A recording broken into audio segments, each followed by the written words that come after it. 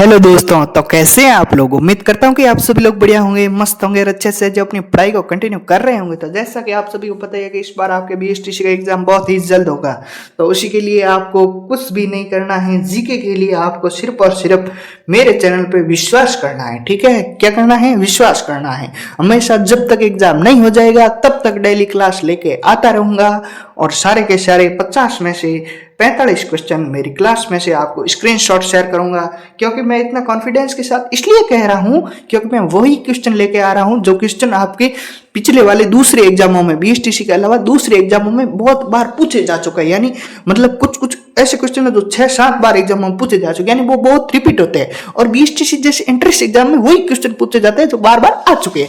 तो बिना कुछ बकवास की हुई शुरू करते हैं आज की ये न्यू धमाकेदार जानदार शानदार क्लास। ठीक है, क्वेश्चन नंबर 1 आप सभी की स्क्रीन पर रहा। क्वेश्चन नंबर 1 है कि बातारी फुलवारी की रचना किसने की थी। बातारी फुलवारी एक लेख ग्रंथ है, इसकी रचना किसने की थी। ऑप्शन ए है विजयदान देथा, ऑप्शन बी है जयानक, ऑप्शन सी है सूर्यमल मिश्र या ऑप्शन डी इनमें से कोई नहीं। तो भाई बातारी फुलवारी की रचना किसने की थी, आपको पता ही है, की थी विजयदान देथा ने। किसने? विजयदान देथा ने। ऑप्शन ए राइट हो जाएगा। ठीक है, देखो जब तक क्वेश्चन पढ़ूं तब तक आप भी अपने मन में आंसर सोच लो, जिससे आपको भी पता चल जाए कि आप कितने पानी में हो, आपको कितना आंसर आ रहा है।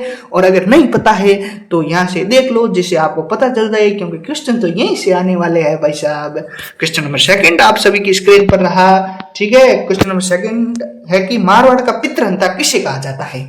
मारवाड़ का पितृहंता किसे कहा जाता है। ऑप्शन ए राव गंगा को, ऑप्शन बी राव सूजा को, ऑप्शन सी मालदेव को या ऑप्शन डी जोधा को। जब भी मारवाड़ का पितृहंता आ जाए आपको टिका देना है मालदेव। किसको? मालदेव को। राइट आंसर हो जाएगा ऑप्शन सी, इसका राइट आंसर हो जाएगा। मारवाड़ का पितृहंता मालदेव, में से मारवाड़ में से मालदेव। ठीक है, ऑप्शन सी इसका राइट आंसर हो जाएगा। ठीक है, क्वेश्चन नंबर 3 आप सभी की कंप्यूटर स्क्रीन पर रहा कि अजमेर के नागपाड़ से कौन सी नदी निकलती है। पिछली वाली क्लास में यह चर्चा की थी कि नागपाड़ किस जिले में है, तो वो आपने बहुत ही बढ़िया बताया था कि अजमेर में है। तो मेरे प्यारे विद्यार्थियों, अब ये बताओ कि अजमेर के नागपाड़ से कौन सी नदी निकलती है।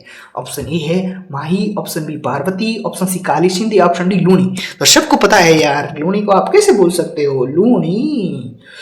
ऑप्शन डी इसका राइट आंसर हो जाएगा। ठीक है, अजमेर के नागपाड़ से कौन सी नदी निकलती है? लूनी। अब मैंने ऐसे करा दिया और ऐसे आ जाएगी लूनी नदी का उद्गम कहां से होता है, तो भी अजमेर के नागपाड़ से होता है। ठीक है, अगला क्वेश्चन नंबर 4 देखते हैं कि 4 तो थोड़ा सा बड़ा है, जितना बड़ा होगा उतना सरल होगा। ठीक है, 4 है कि रणकपुर प्रशस्ति, कुंभलगढ़ शिलालेख और कीर्ति स्तंभ प्रशस्ति किसके बारे में जानकारी मिलती है। ठीक है, रणकपुर प्रशस्ति, कुंभलगढ़ शिलालेख और कीर्ति स्तंभ प्रशस्ति से किसके बारे में जानकारी मिलती है, यानी किस राजा के बारे में ये स्रोत जानकारी देते हैं। तो ऑप्शन ए है Rana Sanga, option B Rana Kumbha, option C Maharana Pratap या ऑप्शन डी, अरे यार प्रताप, महाराणा प्रताप, और ऑप्शन डी आपका हो जाएगा क्या, महाराणा जगत सिंह। ठीक है, तो भाई ये सभी है जो जानकारी के स्रोत किसके बारे में है, राणा कुंभा की जानकारी देते हैं। ठीक है, राइट आंसर हो जाएगा ऑप्शन डी। ठीक है, कुंभा बहुत ही महान शासक है सच में यार।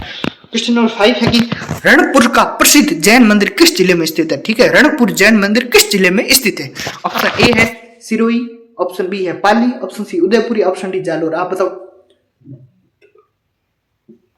किस जिले में है। देखो ये हो जाएगा आपके किस में, पाली में। रणकपुर का प्रसिद्ध जैन मंदिर कहाँ पे है, पाली में। पाली मौके सीट है खाली, ऑप्शन बी इसका राइट आंसर हो जाएगा। ठीक है, अगला क्वेश्चन नंबर 6 आप सभी की स्क्रीन पर रहा और आपको इसको करना ही पड़ेगा। क्वेश्चन नंबर 6 है कि दूसरा जलियांवाला बाग हत्याकांड से संबंधित स्थल नीमूचना किस जिले में है। देखो ये क्वेश्चन आपको, क्वेश्चन में तो बहुत सारे आंसर मिलेंगे। पहले तो नीचे मत देखो, ये छोड़ो, ये देखो कि दूसरा जलियांवाला बाग हत्याकांड किसे कहते हैं, तो वो कहते हैं आपके नीमूचना कांड को। नीमूचना कांड आपके हुआ था किस जिले में, अलवर जिले में हुआ था। ठीक है, तो इसका राइट आंसर हो जाएगा किस जिले में हुआ था, वो तो हुआ था आपके अलवर जिले में, तो राइट आंसर डी हो जाएगा। और ये इसे किसकी संज्ञा दी गई, तो इसे दूसरा जलियांवाला बाग हत्याकांड। देखो अब मैंने क्वेश्चन ऐसे करे और आपके क्वेश्चन आ गया कि दूसरा जलियांवाला बाग हत्याकांड किसे कहते हैं, तो अरे यार करे नहीं, अरे करे हुआ है क्वेश्चन तो पढ़ो अच्छे से नीमूचना कांड को, इसलिए कह रहा हूँ ये क्वेश्चन में 3 से 4 क्वेश्चन कवर करते हुए चलेंगे। अगला क्वेश्चन देख लो भले कि कृष्णगढ़ शैली का प्रसिद्ध चित्रकार था। कृष्णगढ़ शैली का प्रसिद्ध चित्रकार था। देखो वैसे तो प्रसिद्ध चित्रकार वो निहाल चंद वो थे, लेकिन इन ऑप्शन के अकॉर्डिंग आपके ए है Hasan, option B Ali Raja, option C Ramlal, option D Nagridas. तो ऑप्शन के अकॉर्डिंग तो आपके किशनगढ़ शैली के चित्रकार कौन थे? नागरीदास, ठीक है, प्रसिद्ध चित्रकार जो आपके राजा भी थे और चित्रकार भी थे। इनका मूल नाम सावंत सिंह था, ठीक है, सावंत सिंह, ठीक है। और ठीक है, और ऊपर वाले ये जो हसना अली राजा ये तो आपके किसके? बीकानेर चित्रशैली के चित्रकार थे। किस चित्रशैली के? बीकानेर चित्रशैली के, ठीक है। और देखो किशनगढ़ शैली का एक बहुत प्रसिद्ध चित्र है बणी ठणी। ये बार बार बणी ठणी एग्जाम में पूछी जाती है। बणी ठणी चित्र ये किसके काल में बना था? ये नागरीदास के काल में बना था, ठीक है। और ये किसने बनाया था? तो ये बनाया था आपके किसने? निहाल चंद। किसने? निहाल चंद ने, ठीक है, निहाल चंद बनाया, निहाल लियो, ठीक है। और इसमें किसका वर्णन है? तो नागरीदास और उनकी प्रेमिका का वर्णन है। क्वेश्चन नंबर 8 आप सभी की स्क्रीन पर रहा कि विश्व की पहियों पर रखी सबसे बड़ी तोप ज़ेबान तोप किस जिले में रखी है? विश्व की सबसे बड़ी तोप जो कौन सी तोप है? ज़ेबान तोप। वो कौन सी मतलब किले में रखी है? तो ऑप्शन ए है नाहरगढ़ में, ऑप्शन बी मेहरानगढ़ में, ऑप्शन सी जयगढ़ में, ऑप्शन डी तारागढ़ में। अब सभी को पता ही होगा यार, जय श्री ज़ेबान और जय श्री जयगढ़ सबको पता है। राइट आंसर हो जाएगा ऑप्शन सी, इसका राइट आंसर हो जाएगा। किस रूप में? जयगढ़ में, ठीक है, ऑप्शन सी इसका राइट आंसर हो जाएगा। क्वेश्चन नंबर 9 आप सभी की स्क्रीन पर रहा कि थार मरुस्थल का विस्तार किन राज्यों तक है? ठीक है, राज्य पूछे थार मरुस्थल का विस्तार। ऑप्शन ए है Rajasthan, option B Rajasthan Bihar Madhya Pradesh, option C है राजस्थान केरल, या ऑप्शन डी है राजस्थान पंजाब और गुजरात। तो भाई थार मरुस्थल का विस्तार आपके किन राज्यों तक है? यह आपके है देखो राजस्थान, पंजाब और गुजरात, इन 3 राज्यों में आपके थार मरुस्थल का सबसे ज्यादा, और इन तीनों में से सबसे ज्यादा आपके हमारे राजस्थान में है, ठीक है। बहुत ही बढ़िया क्वेश्चन है। देखो इसका राइट आंसर आप पता है ना, ऑप्शन डी हो जाएगा, ठीक है।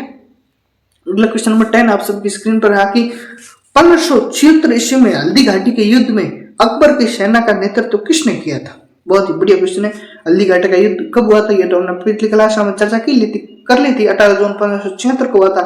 लेकिन इसमें है जो अकबर की सेना का नेतृत्व किसने किया था?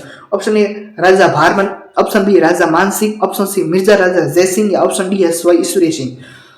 तो भाई आपको पता ही है कि किसने की थी? राजा मान सिंह ने। मान सिंह री गर्दन जुबी अयो प्रियो पगा में आए, ठीक है। राइट आंसर ऑप्शन बी उसका हो जाएगा, ठीक है, मान सिंह, ठीक है। क्वेश्चन नंबर 11 है कि पृथ्वीराज चौहान की माता कौन थी? पृथ्वीराज चौहान की माता का नाम, ठीक है, जो इनकी मतलब 11 वर्ष की उम्र में मतलब ये राजा बन गए थे, तब इनके संरक्षिका भी बनी थी। कौन? संरक्षिका भी बनी थी, ठीक है। इन्होंने आपकी तरह इनके दोनों युद्ध लड़े थे, बहुत ही महान चौहान राजा थे। पृथ्वीराज चौहान की माता का नाम क्या था? ऑप्शन ए है यशोदा देवी, ऑप्शन बी चमेली देवी, ऑप्शन सी कर्पूरी देवी, ऑप्शन डी हेमादेवी। तो भाई पृथ्वीराज चौहान तृतीय की माता का नाम था आपकी क्या? कर्पूरी देवी। क्या? कर्पूरी देवी। राइट आंसर हो जाएगा ऑप्शन सी, इसका राइट आंसर हो जाएगा, ठीक है। अगला क्वेश्चन नंबर 12 आप सबकी स्क्रीन पर रहा कि मुगलों के साथ समर्पण या सहयोग की नीति का पालन करने वाला प्रथम राज्य मतलब राजपूताना का प्रथम कौन सा है जो राज्य था, ठीक है, मुगलों के साथ समर्पण या सहयोग की नीति पालन करने वाला? तो ऑप्शन ए है मेवाड़, ऑप्शन बी है मारवाड़, ऑप्शन सी है कोटा, या ऑप्शन डी आमेर। तो भाई सबसे पहले मुगलों के साथ जिस मतलब मारवाड़ की जिस राज्य ने राजपूताना के जिस राज्य ने संधि की थी वो था आपके आमेर। तो इसीलिए आमेर के शासक जो थे ना मिर्जा राजा मान सिंह, वो हल्दी घाटी युद्ध में अकबर की ओर से लड़ने आए थे, ठीक है। राइट आंसर हो जाएगा ऑप्शन डी, ठीक है। अगला क्वेश्चन नंबर 13 आप सभी स्क्रीन पर आके संगीत राज नामक कृति किस राजपूत शासक की है? संगीत राज कृति किस राजपूत शासक की है? ऑप्शन ए है Maharana Pratap, option B Maharana Kumbha, option C Bappa Rawal, या ऑप्शन डी महाराजा जय सिंह। तो भाई संगीत राज नामक कृति किस राजपूत शासक की है? ये आपके है किसकी? महाराणा कुंभा की। किसकी? कुंभा की। संगीत राज इन्होंने ग्रंथ लिखे हैं। देखो कुंभा के बहुत सारे ग्रंथ है, वो मैं आपको एक वीडियो में विस्तार से बताऊंगा, ठीक है। यहाँ फिर वीडियो लंबा हो जाएगा, इसीलिए कुंभा को कहा जाता है कला, क्योंकि कला वो बहुत सारी स्थापत्य कला का जनक भी महाराणा कुंभा है। और कलम यानी उन्होंने बहुत सारे ऐसे ग्रंथ लिखे हैं, और कटार यानी बहुत सारे युद्ध लड़े, इसलिए इनको कहते हैं कला, कलम और कटार का धनी, ठीक है। अगला क्वेश्चन नंबर 14 आप सबकी स्क्रीन पर रहा कि निम्न में से राजस्थान की प्रथम सिंचाई परियोजना कौन सी है? राजस्थान की प्रथम सिंचाई परियोजना कौन सी है? ऑप्शन ए है माई बजाज सागर परियोजना, ऑप्शन बी इंदिरा गांधी नहर परियोजना, ऑप्शन सी है गंग नहर परियोजना, या ऑप्शन डी है चंबल परियोजना। तो भाई राजस्थान की प्रथम सिंचाई परियोजना अगर आपको पूछे ना तो आप क्या कहोगे? गंग नहर परियोजना। कौन सी? जो आपके बीकानेर के महाराजा गंगा सिंह लाए थे, गंग नहर परियोजना। ऑप्शन सी इसका राइट आंसर हो जाएगा। अगला क्वेश्चन नंबर 15 आप सभी की स्क्रीन पर रहा, पढ़िए आप कि गुड फ्राइडे किस धर्म से संबंधित है? गुड फ्राइडे किस धर्म से संबंधित है? ठीक है, ऑप्शन ए मुस्लिम संप्रदाय से संबंधित, ऑप्शन बी ईसाई संप्रदाय से संबंधित, ऑप्शन सी हिंदू संप्रदाय से संबंधित, ऑप्शन डी बौद्ध संप्रदाय से संबंधित। तो गुड फ्राइडे आपके है जो ईसाई संप्रदाय है ना, उनसे संबंधित है, ठीक है।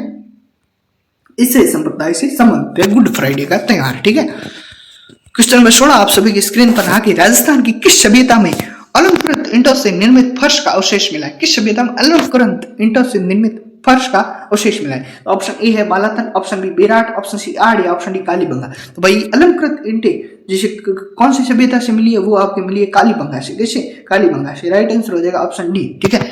और इसे देखो ईंटें तो अलंकृत है, लेकिन बाकी सब आपके कालीबंगा में है, जो मतलब मिट्टी का था, इसलिए इस कालीबंगा को दीनहीन की बस्ती भी कहा जाता है। दीनहीन की बस्ती आपको किसे कहा जाता है? ये भी बहुत आने वाला क्वेश्चन है, इसलिए बता रहा हूँ। दीनहीन की बस्ती पूछे तो वो भी आपके कालीबंगा को कहा जाता है, ठीक है। अगला क्वेश्चन नंबर 17 आप सभी की स्क्रीन रहा कि राजस्थान राज्य में अधिकांश वर्षा किन पवनों से होती है? ठीक है, बहुत ही बढ़िया क्वेश्चन है ज्योग्राफी का कि राजस्थान राज्य में अधिकांश वर्षा किस पवनों से होती है?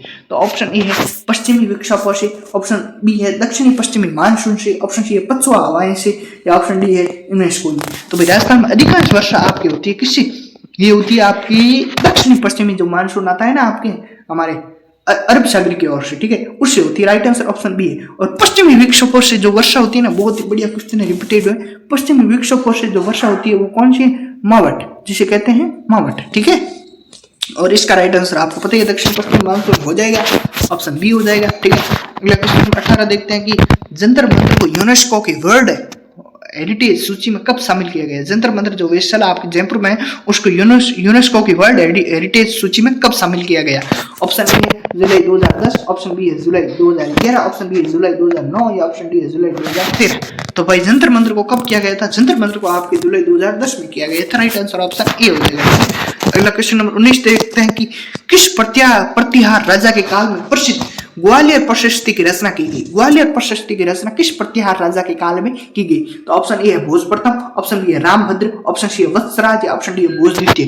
तो भाई ग्वालियर प्रशस्ति की रचना किसके काल में की गई थी? ये आपकी की गई थी भोज प्रथम के काल में, ठीक है, भोज प्रथम के काल में। ऑप्शन ए इसका राइट आंसर हो जाएगा, ठीक है।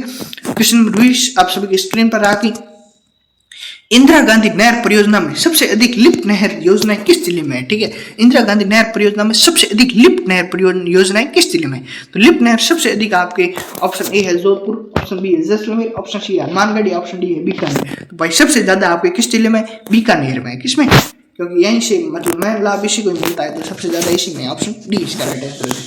क्वेश्चन नंबर 21 आप सभी की स्क्रीन पर रहा कि राजस्थान में सोना कहाँ पर पाया जाता है? वाह भाई, ये तो आपको बताना मुझे लगता है शेप नहीं है आप तो 20 टीसी की तैयारी छोड़ के सोना निकालना चले जाओगे, लेकिन बताना तो पड़ेगा यार, क्या पता क्वेश्चन आ जाए। तो बहुत ही बढ़िया क्वेश्चन है, इसलिए लेके आया हूँ। क्वेश्चन नंबर 21 है कि राजस्थान में सोना कहाँ पर पाया जाता है? तो ऑप्शन ए है नागौर शिखर, अरे यार कहाँ सोना। ऑप्शन बी है अजमेर में दौसा, ऑप्शन सी अलवर में भरतपुर, ऑप्शन डी है बांसवाड़ा में डूंगर। अरे यार आपको देखो जहाँ बांसवाड़ा और डूंगरपुर दिख जाए ना, ज्यादातर वही आंसर होता है, कोई प्रश्न हो, ठीक है नहीं तो आते ही नहीं। राइट आंसर हो जाएगा आपके ऑप्शन डी, बांसवाड़ा और डूंगरपुर में सबसे ज्यादा है जो राजस्थान में सोना पाया जाता है, ठीक है, ऑप्शन डी, ठीक है। पहले क्वेश्चन नंबर 22 है कि बेंगू ठिकाना का संबंध किससे है? बेंगू ठिकाना किससे संबंधित है? किसान आंदोलन हुआ था, किससे संबंधित है? ऑप्शन ए अलवर से, ऑप्शन बी चित्तौड़गढ़ से, ऑप्शन सी जयपुर से, ऑप्शन डी उदयपुर। तो भाई बेंगू आपका किससे संबंधित है? बताओ। चित्तौड़गढ़ से। किससे? चित्तौड़गढ़ से। ऑप्शन बी इसका राइट आंसर हो जाएगा, ठीक है। अगला क्वेश्चन नंबर 23 है कि भारत में सर्वाधिक विदेशी आक्रमण किस किले पर हुई? सर्वाधिक विदेशी आक्रमण किस किले पर हुई? तो ऑप्शन ए है जैसलमेर, ऑप्शन बी है तारागढ़, ऑप्शन बी है ऑप्शन सी है भटनेर या ऑप्शन डी है चित्तौड़।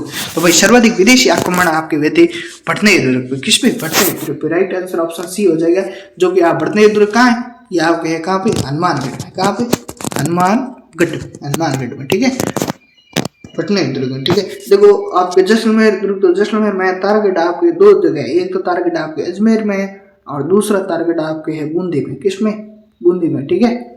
और भटनेर आपको पता है हनुमानगढ़ में, चित्तौड़ आपको पता है चित्तौड़गढ़ में, ठीक है। क्वेश्चन नंबर 24 आप सभी की स्क्रीन पर रहा और लास्ट क्वेश्चन है जो मैं आप सभी को कराऊंगा कि किस चित्र शैली में पीले रंग की बहुलता रही है एवं शैली के भित्ति चित्रण अजारा की ओवरी व मोती महल आदि में देखने को मिलते हैं? वाह भाई बहुत ही बढ़िया क्वेश्चन है। इस क्वेश्चन का आंसर वैसे मैं बताऊंगा, लेकिन अगर आपने सोच भी लिया ना तो समझ लो आपकी तैयारी तो आरएस लेवल की है। बहुत ही बढ़िया क्वेश्चन है कि किस चित्र शैली में पीले रंग की बहुलता रही है, ठीक है।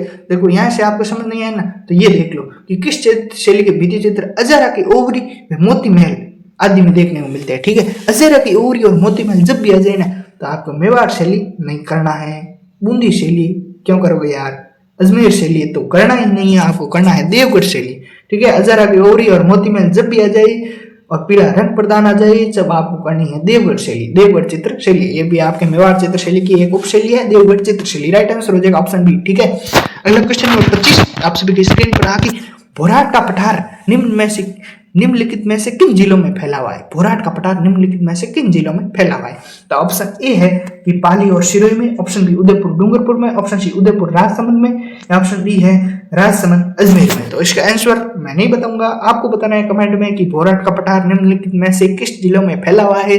इसका आंसर अगर आपने बता दिया तो समझ दो आपके बीएसटीसी का एग्जाम क्लियर है, क्योंकि बहुत ही मतलब कंफ्यूजन वाला क्वेश्चन है।